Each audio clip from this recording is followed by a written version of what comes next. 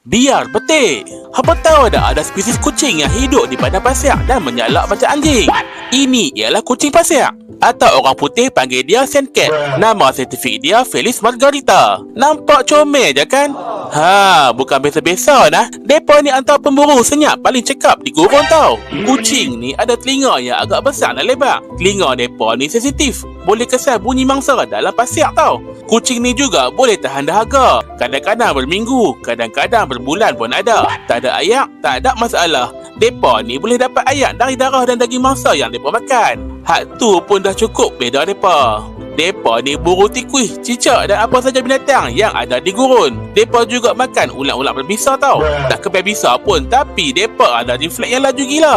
Selain bunyi kucing biasa, depa juga boleh buat bunyi seakan-akan anjing menyalak weh.